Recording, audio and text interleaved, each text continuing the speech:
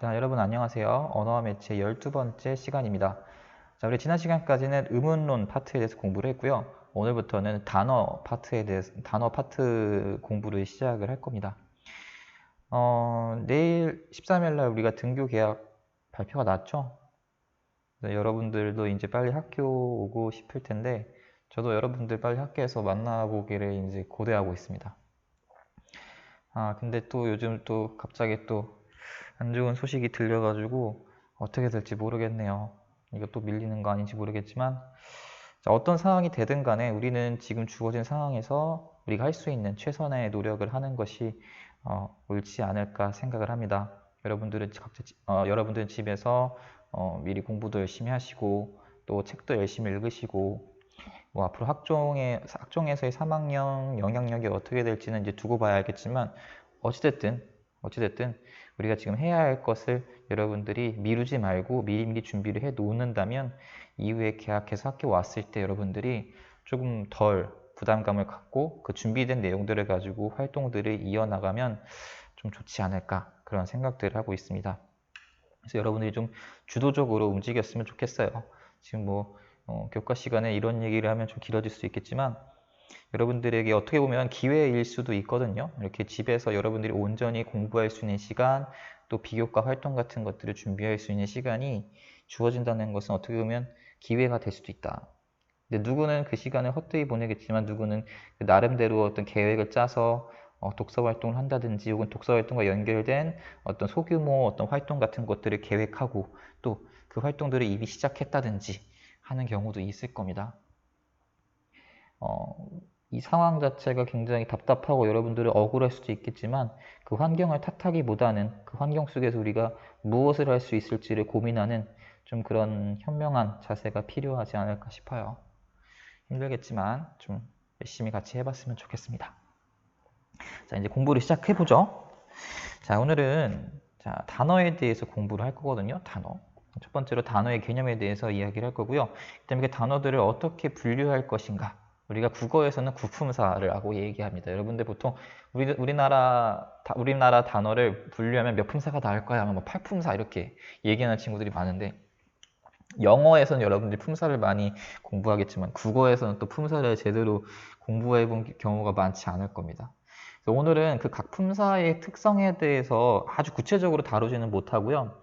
대략적으로 어떤 기준에서 분류가 되고 각 품사가 어떠한 의미를 가지고 있는지, 어떤 기준에서 분류가 됐는지에 대해서만 좀 대략적으로 설명하도록 하겠습니다. 자, 단어의 개념에 대해서 먼저 볼게요. 표준 국어 대사전의 사전적 의미로서의 단어는요, 이렇게 설명을 하고 있어요. 분리하여 자립적으로 쓸 수 있는 말이나 이에 준하는 말, 또는 그 말 뒤에 붙어서 문법적 기능을 나타내는 말, 이렇게 설명을 하고 있습니다. 굉장히 설명이 많은데, 여기서 이제 가장 중요한 포인트라고 하는 것은요, 여기에요. 이거. 포인트가 뭐냐면 이겁니다. 자립적이다. 단어라고 하는 개념을 이제 정의할 때 이제 학자마다 이제 굉장히 의견이 분분한 포인트도 있고, 어디까지를 우리가 단어라고 인정해 줄 것이냐에 대한 어떤 대립점, 대척점이 있는 것은 사실이거든요. 근데 그럼에도 불구하고 우리가 일단 단어라고 하는 지위를 갖기 위해서 필수적으로 이제 이야기하는 성질이 바로 이 자립성이에요. 자립성. 혼자서 쓰일 수 있느냐 없느냐 라는 뜻이죠. 그래서 이 자립성을 가지고 있는, 의미를 갖고 있는 말을 우리가 단어라고 이야기를 합니다. 근데 이제 사전적 의미를 보면 그냥 자립적으로 쓸 수 있는 말 이렇게 한 게 아니라 이에 준하는 말이라고 하는 설명을 덧붙였어요. 이렇게 덧붙인 이유는 형태적으로는 자립을 하지만 다른 말에 도움이 없다면 온전히 쓰일 수 없는 케이스가 존재하기 때문이에요. 그 대표적인 예시가 의존명사라고 하는 친구거든요. 의존명사. 여러분들 의존명사 들어봤나요? 명사는 명사인데 의존성을 갖고 있는 명사이다. 여기서의 의존성이라고 하는 것은 형태적 의존성을 의미하는 것이 아니라 의미 관계에서의, 단어 관계에서의 의존성을 이야기하는 겁니다. 의존명사의 대표적인 형태가 것이거든요. 것. 것이라고 하는 친구가 쓰이기 위해서는요, 반드시 앞에 꾸며주는 말이 필요해요. 우리가 것이라고 하는 말을 그냥 쓸 수는 없습니다. 것이 있다. 것을 할래? 이렇게는 말 못해요. 먹을 것이 있다. 그렇죠? 줄 것이 있다. 뭔가 앞에 꾸며주는 말이 있어야지만 사용될 수가 있는 게 바로 의존 명사예요. 분명히 형태적으로는 이렇게 온전히 혼자 서 있을 수는 있어요. 것이라는 형태로 쓸 수는 있다는 뜻이죠. 그런데 그 의존성 때문에 우리가 따로 자립적으로 쓸 수 있는 말에 준한다라고 표현을 한다고 이해하시면 되겠습니다. 그럼 또 이런 예시도 한번 들어볼게요. 자립성에 대해서. 여러분들 흔히 먹다라고 하는 단어를 이제 예시를 많이 드는데 전에도 한번 얘기했었어요. 먹다라고 하는 이 친구는 우리가 그 형태를 분석해 보면 먹이라고 하는 부분과 다라고 하는 부분으로 쪼개낼 수 있다고 했습니다. 그래서 앞에 있는 것이 이제 어간이고 뒤에가 어미라고 이렇게 얘기를 했었죠. 근데 이제 이 동사와 같은 친구들의 경우에는 반드시 어간과 어미가 결합해야지만 사용될 수 있다. 이미 이전에 설명한 바가 있죠.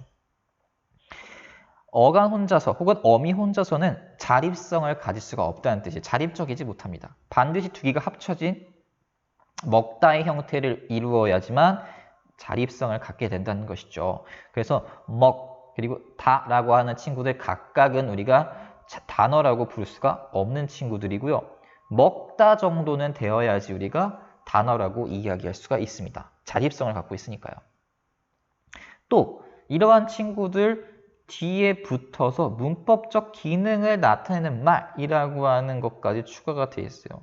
자, 이거는 어떠한 친구를 염두에 두고 한 설명이냐 한다면 우리가 조사를 염두에 둔 설명이라고 볼 수가 있습니다.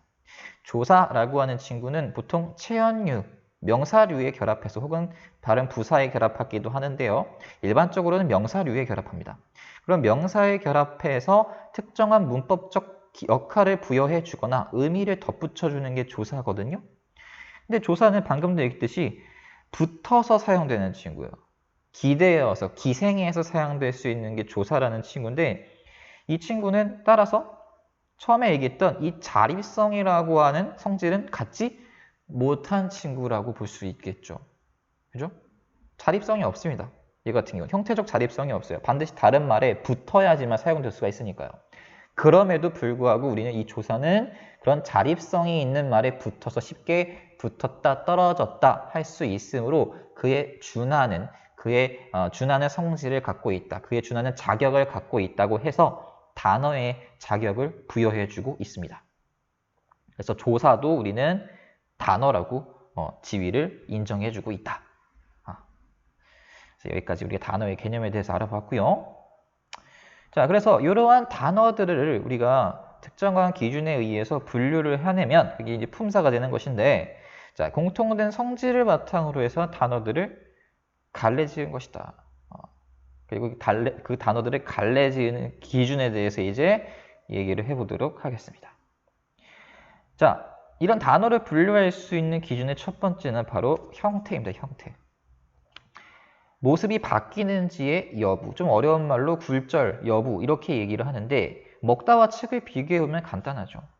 먹다는 우리가 이전에도 얘기했듯이 형태가 바뀔 수가 있습니다. 기본형이 먹다이지만 뒤에 어미가 어떤 친구가 결합하느냐에 따라서 먹다, 먹고, 먹네, 먹니, 먹냐, 먹어 등등등 온갖 형태로 변화할 수가 있죠. 모습이 바뀔 수가 있습니다. 이런 친구가 바로 형태가 바뀌는 예시라고 볼 수가 있겠죠. 그에 비해 책은 어떠한 상황에 쓰이더라도 형태가 절대 바뀌지가 않습니다. 변하지 않는다는 것이죠. 그래서 우리가 이렇게 두 가지 기준, 이 기준을 통해서 두 가지로 우리가 구분해낼 수가 있어요. 첫 번째는 먹다처럼 모습이 바뀌는, 활용하는 친구들을 우리가 가능하다, 변하는 것이요. 그래서 가변어 이렇게 얘기하는 것이고요. 불변어는 말 그대로 변하지가 않는 말이다 라는 뜻이에요. 크게 우리 그래서 단어를 이렇게 변하냐, 변하지 않느냐 이 기준을 가지고 나누어 볼 수가 있습니다.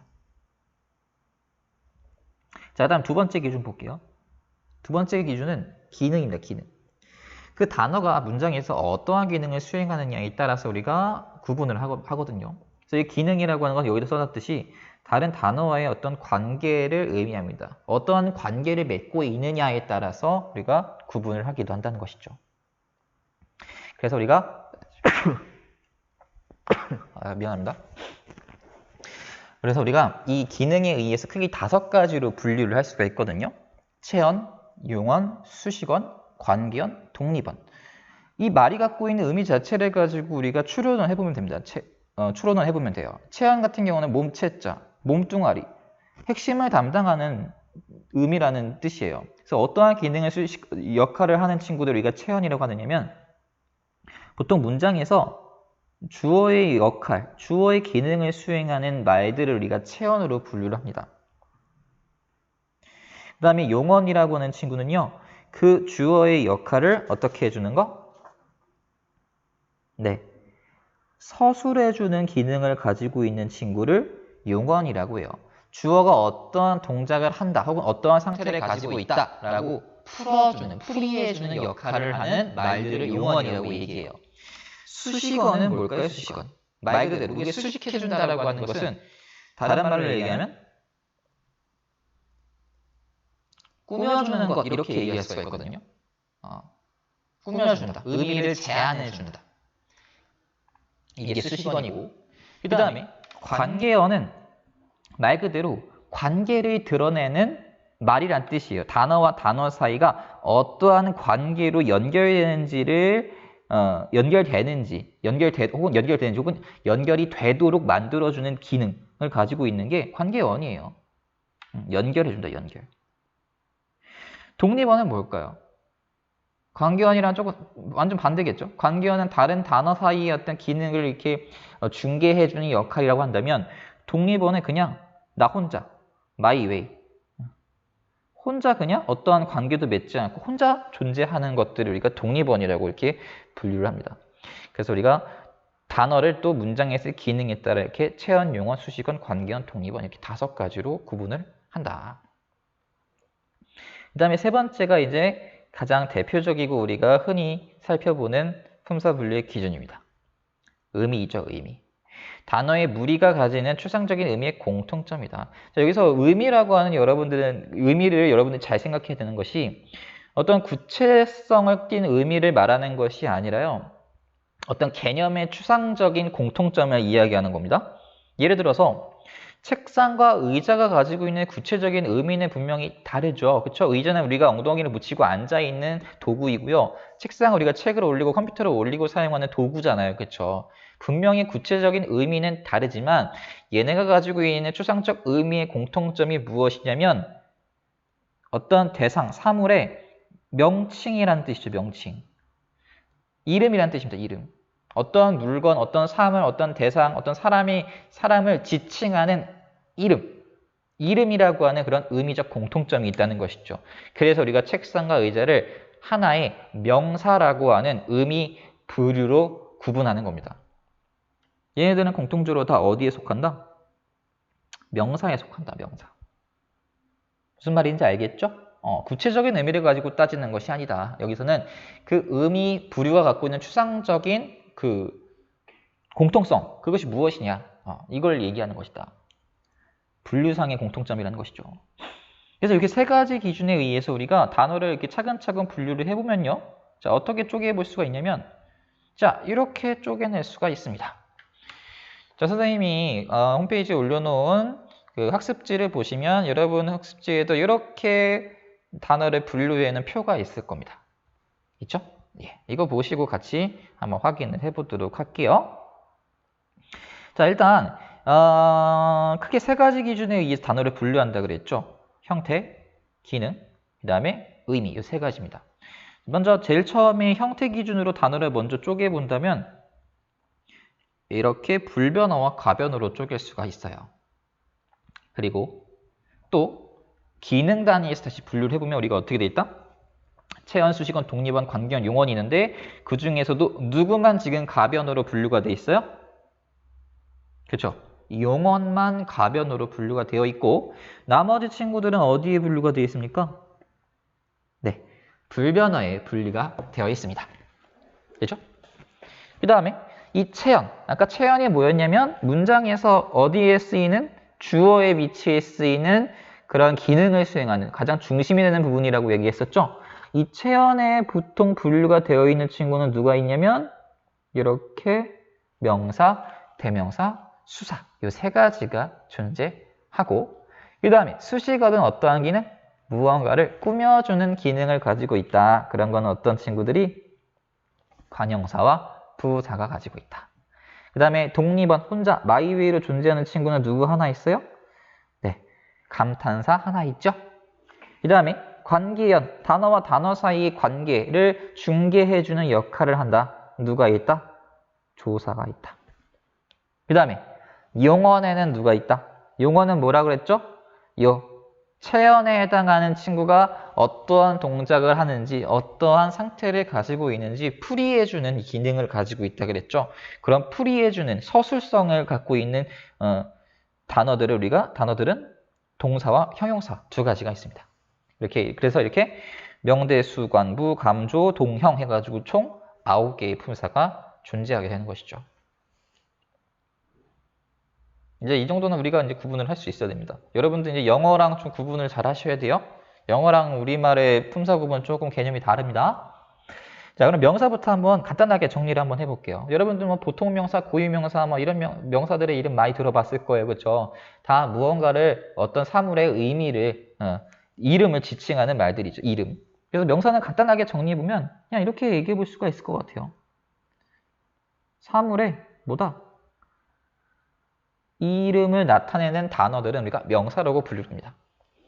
그 다음에 대명사는 뭘까요? 대명사는 더 간단하죠. 대는 대신한다는 뜻이에요. 뭘 대신한다는 걸까요? 당연히 명사를 대신한다는 겁니다. 여러분들 알고 있는 말 많잖아요. 뭐 나, 너, 뭐 우리 이런 거 있잖아요. 그렇죠? 나는 내 이름 분명히 박창순이지만 그냥 그 이름 대신에 저는 그 고유명사 대신에 저는 나라고 하는 대명사를 사용할 수가 있잖아요. 그렇죠? 명사 대신 쓰는 것이다. 그게 대명사다. 그 다음에 수사, 수. 맞아요. 숫자 할 때 그 수예요. 그래서 어떤 수량, 순서 이런 의미를 가지고 있는 그런 순서를 나타내는 단어를 우리가 수사라고 이야기를 합니다. 뭐 하나, 둘, 셋 이런 것들, 그렇죠? 뭐 1, 2, 3 이런 것들, 이런 게 다 수사가 되겠죠. 첫째, 둘째, 셋째 이런 것들이요. 그 다음에 꾸며주는 말에는 어떤 친구들이 있냐? 관형사와 부사가 있습니다. 관형사와 부사. 관형사는 보통 무엇을 꾸며주는 것을 관형사로 이야기를 하냐면요. 보통은요. 체한 명사류를 꾸며주는 것을 우리가 관형사라고 해요. 자, 수식해주는데 누굴 수식해준다? 체형. 위에 언급된 명사, 대명사, 수사 같은 것들을 꾸며주는 기능을 하면 관형사라고 이야기를 해요. 그 다음 부사도 마찬가지로 꾸며주는 기능을 가지고 있다 그랬죠. 아까 수식어니였으니까요. 그렇죠? 근데 이 친구는 꾸며주는 대상이 조금 다르죠. 관형사 같은 경우는 체한 명사를 꾸며주지만 부사는 꾸며주는 대상이 좀 달라져요. 용언을 꾸며주기도 하고 같은 부사를 꾸며주기도 하고 혹은 관형사를 꾸며주기도 하고요. 굉장히 다양한 친구들을 꾸며줍니다. 그리고 아주 특수한 부사의 경우 명사를 꾸며주는 케이스도 있어요. 아주 특이한 케이스이기 때문에 그건 나중에 얘기하고요. 일반적으로는 용언, 부사, 관형사 이런 다른 말들을 꾸며주는 역할을 하는 게 부사입니다. 부사. 그 다음에 감탄사는 뭘까요? 감탄사. 감탄사는 놀람 혹은 뭐가 있을까요? 뭐 대답, 혹은 느낌, 뭐 이런 것들 있잖아요. 뭐 우와, 혹은 네, 응 이런 것들이 있죠. 이런 것들이 다 감탄사에 해당한다. 그 다음에 조사. 조사는 아까도 얘기했듯이 관계원에 속해 있는 것을 알 수 있다시피 다른 말과의 관계를 표현해 주는 기능이 주된 기능이고요. 이것뿐만 아니라 특별한 의미를 더해주는 역할을 하기도 합니다. 이런 친구들은 우리가 보조사라고도 부르는데 이건 나중에 또 얘기를 해볼게요. 보조사라고 해서 는, 만. 너를 보고 싶어. 너를 보고 싶어랑 너만 보고 싶어는 분명히 의미가 다르잖아요. 그렇죠? 너를 해서의 르는 단순한 목적격 조사이지만 만이라고 하는 오직 오직이라는 의미를 갖고 있는 보조사를 붙이게 되면 문장의 의미가 완전히 달라지잖아요. 그렇죠? 그런 게 바로 보조사다. 그 다음, 동사는 어떠한 의미를 가지고 있다? 체언 명사류의 어떠한 동작을 꾸며준다, 서술해준다. 꾸며준 게 아니라 서술해준다고 했습니다. 그래서 어떤 내용을 서술해주는 거냐면 그것이 어떠한 동작을 하고 어떠한 작용을 하는지, 그죠? 이러한 것을 서술해주는 게 동사고요. 형용사는 어떠한 걸 서술해주냐면 그 주어의 성질이나 상태가 어떤 것인지 서술해주는 것이 바로 형용사입니다.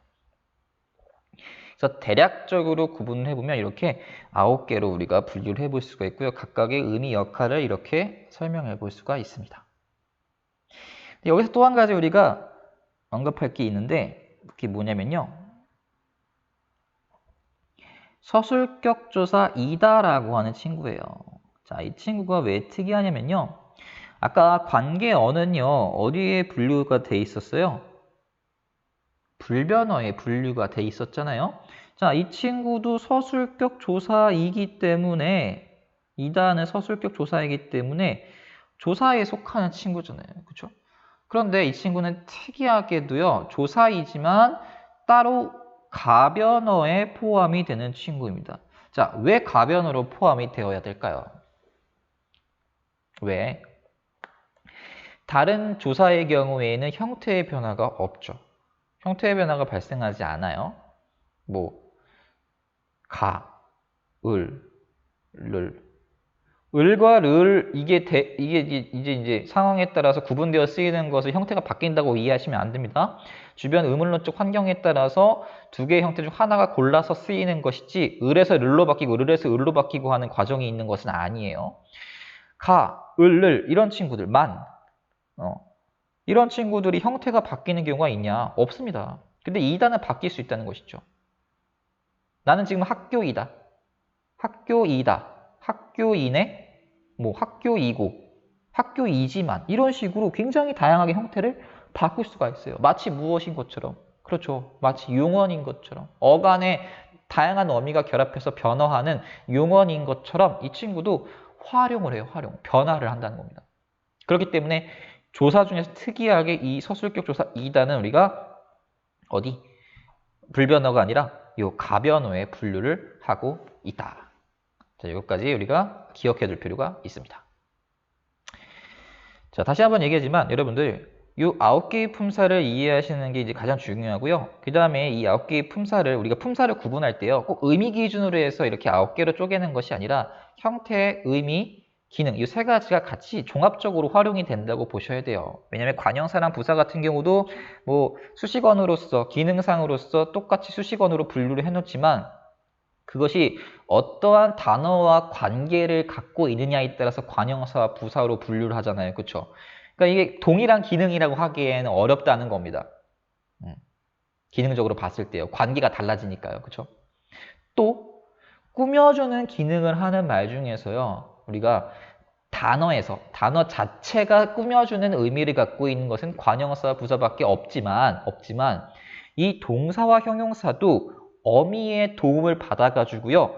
문장에서 기능적으로 무언가를 꾸며주는 역할을 수행하는 경우도 존재를 합니다. 존재해요. 뒤에서도 얘기할 거예요. 존재해요. 근데 우리가 그것을 그렇다고 수식어니라고 분류하지는 않거든요.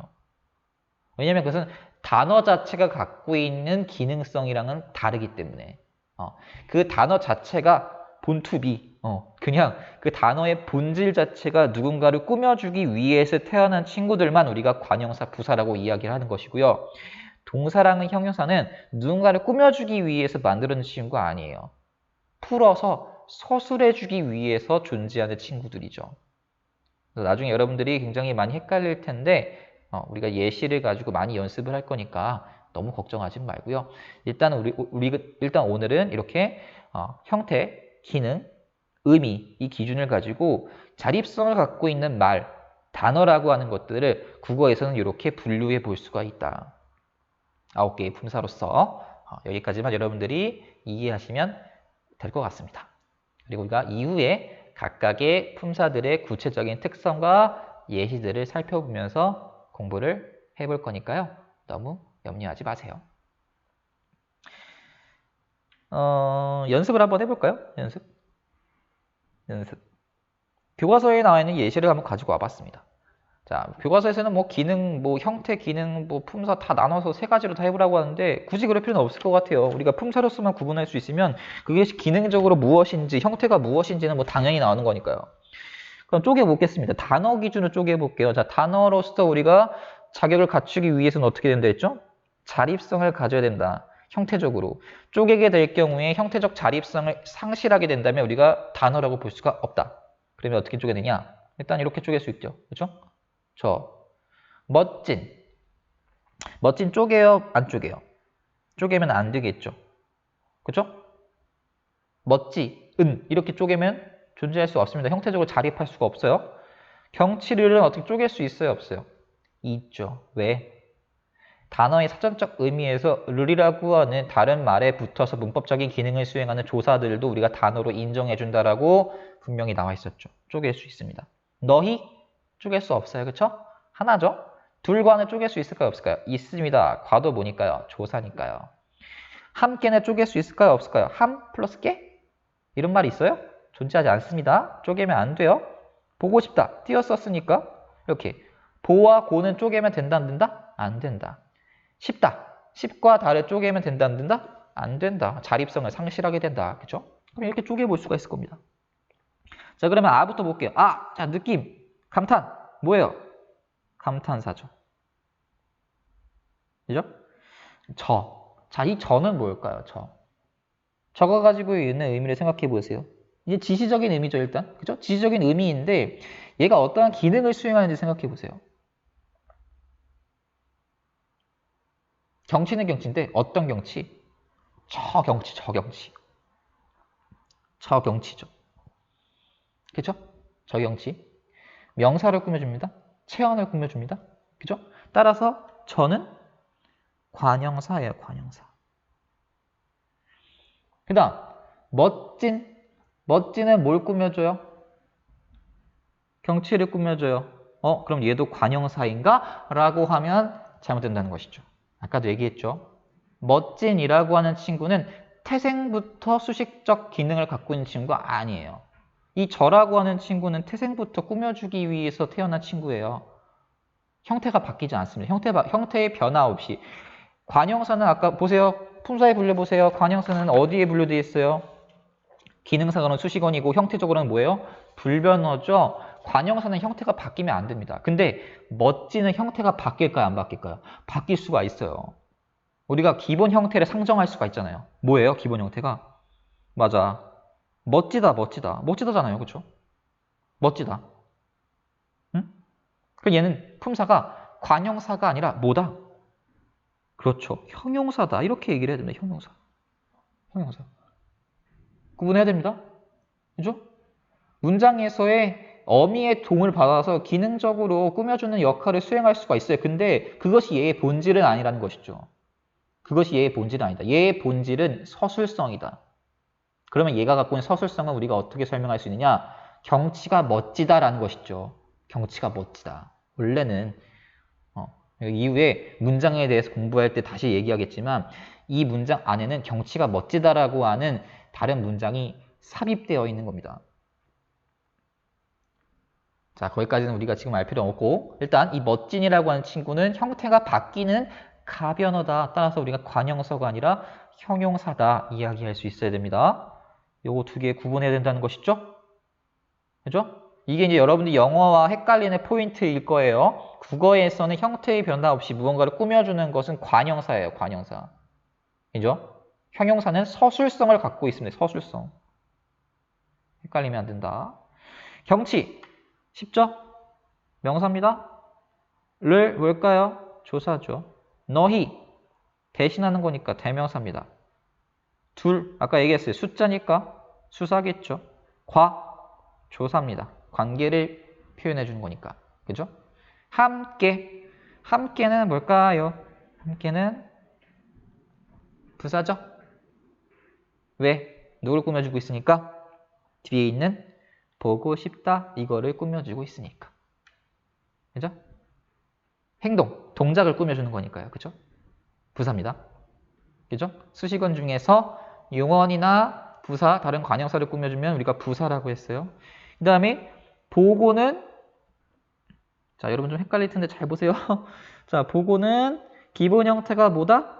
보다입니다. 따라서 우리가 뭐라고 구분한다? 동사라고 이야기를 해야 돼요. 그 다음에 십다는 이 친구는 동작일까요? 상태, 성질일까요? 상태적 의미로 봐야 됩니다. 그래서 형용사라고 분류를 합니다.